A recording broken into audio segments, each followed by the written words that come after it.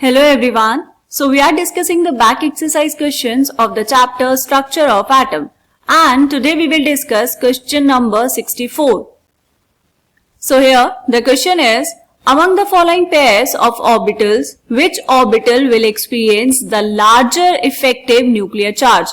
Options given है बेटा. First one is 2s and 3s, second one is 4d and 4f and third one is 3d and 3p. ये तीन parts आपको यहाँ पर given है. सबसे पहले देखेंगे बेटा इफेक्टिव न्यूक्लियर चार्ज क्या होता है. देखो अगर हम यहाँ पर कहें कि ये है एक न्यूक्लियस, न्यूक्लियस के बाहर क्या होते हैं बेटा, यहाँ पर प्रेजेंट होते हैं ऑर्बिट्स. यहाँ पर ये ऑर्बिट्स को मैंने आधा ही बनाया है, ऑब्वियसली सर्कुलर होंगे. अब यहाँ पर मानो कि जो लास्ट ऑर्बिट है बेटा या लास्ट ऑर्बिटल है वहां पर प्रेजेंट है एक इलेक्ट्रॉन. ये जो न्यूक्लियस है ये कुछ ना कुछ फोर्स ऑफ अट्रैक्शन लगा रहा होगा इस इलेक्ट्रॉन पर. यहां से इनके बीच में कुछ ना कुछ फोर्स ऑफ अट्रैक्शन होगा, उसको हम क्या बोलते हैं बेटा, न्यूक्लियर चार्ज बोलते हैं, जो इलेक्ट्रॉन फील कर रहा होगा. लेकिन यहाँ पर बीच में जो ये शेल्स हैं या फिर कहेंगे बीच में जो ऑर्बिटल्स हैं बेटा, वहां पर भी इलेक्ट्रॉन्स प्रेजेंट होंगे, तभी तो आउटर मोस्ट शेल में इलेक्ट्रॉन जाएगा. तो यहाँ पर जो इलेक्ट्रॉन्स प्रेजेंट होते हैं वो क्या करते हैं, न्यूक्लियर चार्ज को शील्ड कर देते हैं. न्यूक्लियर चार्ज को शील्ड कर देते हैं मतलब जितना न्यूक्लियर चार्ज बाहर वाले इलेक्ट्रॉन को फील होना चाहिए था अब उतना नहीं होगा. क्यों? क्योंकि बीच वाले इलेक्ट्रॉन्स ने, जिनको हम क्या बोलते हैं बेटा, कोर इलेक्ट्रॉन्स ने शील्ड कर दिया है न्यूक्लियर चार्ज को. तो अब जो ये इलेक्ट्रॉन न्यूक्लियर चार्ज फील करेगा बेटा उसी को हम क्या बोलते हैं, जेड इफेक्टिव. ठीक है, शील्डिंग इफेक्ट और जेड इफेक्टिव समझ आ गया बेटा. अब देखते हैं क्वेश्चन में फर्स्ट पार्ट आपको गिवन है 2s एंड 3s. इसमें आपको बताना है Z इफेक्टिव ज्यादा कौन फील करेगा. देखो कौन कौन दिया बेटा, 2s एंड 3s में 2s कहां होगा, 2s ऑर्बिटल न्यूक्लियस के पास होगा, 2s ऑर्बिटल क्लोजर होगा to the nucleus then 3s orbital.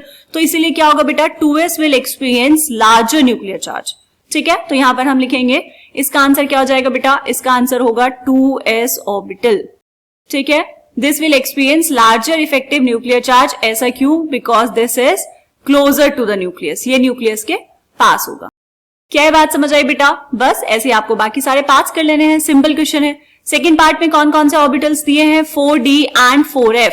यहाँ पे बताओ कौन पास है बेटा न्यूक्लियस के, यहाँ पर 4d पहले आएगा, 4f बाद में आएगा, है ना. तो इसका आंसर क्या हो जाएगा बेटा, इसका आंसर हो जाएगा 4d orbital. 4d orbital will experience larger effective nuclear charge than 4f orbitals.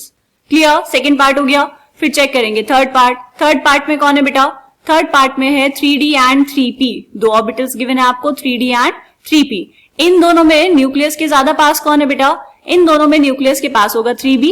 वैसे भी हमें ऑर्बिटल्स का ऑर्डर भी याद है. कौन सा ऑर्डर बेटा, जिसमें हमने इनको अरेंज किया है in the increasing order of their energies. ठीक है, अब वहां से भी चेक कर सकते हैं, पहले कौन आएगा 3p, बाद में कौन आता है 3d.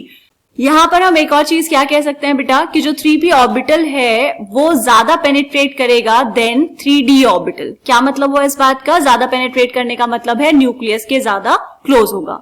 क्लियर है, ये क्वेश्चन समझ आया, सिंपल क्वेश्चन था बेटा, आसान था, आप कर लेंगे आसानी से. मिलते हैं नेक्स्ट क्वेश्चन में, तब तक के लिए बाय बाय.